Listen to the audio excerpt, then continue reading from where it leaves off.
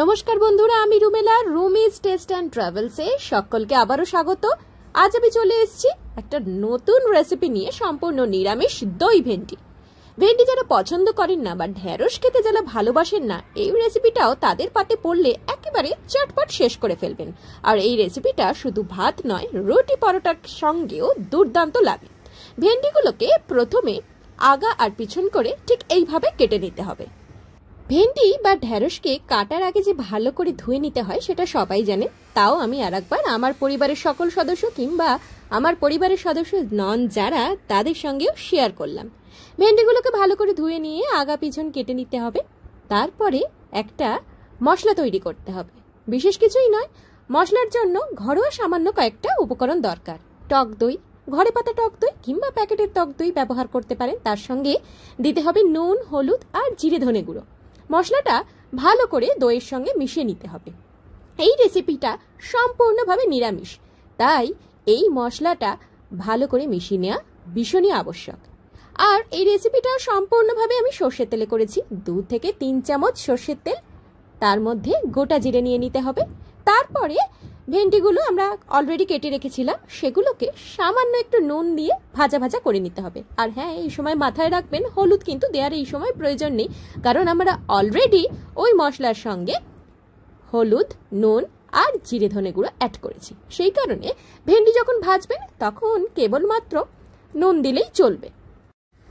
দই ভেন্ডির আর একটা খাসিয়াত হচ্ছে, এই রেসিপিটা আপনি ভীষণই চটজলদি করে ফেলতে পারবেন।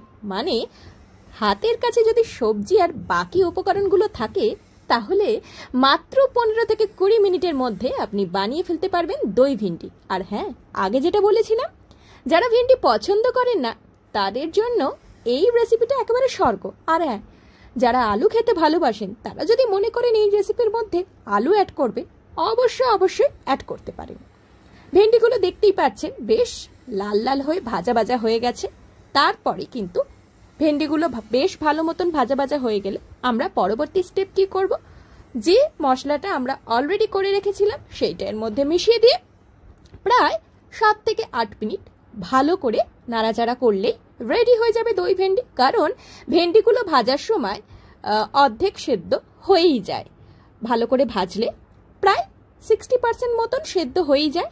আর এই দই দিয়ে সামান্য একটু জল দেবেন, খুব বেশি জল দেওয়ার দরকার নেই, বাকিটুকু সেদ্ধ করে দেবেন ঢাকা দিয়ে। ব্যাস, তারপরেই রেডি আপনার দই ভেন্ডি। ভাতের সঙ্গেও খেতে পারেন কিংবা রাতে রুটি পরোটার সঙ্গেও খেতে পারেন। আর হ্যাঁ, যারা একটু ঝাল পছন্দ করেন তারা কাঁচা লঙ্কা দিতে পারেন। আর আমি আগেও বলেছি, এখনো বলছি, আমি কিন্তু কোনো রেসিপিতে লাল লঙ্কার গুঁড়ো ব্যবহার করি না।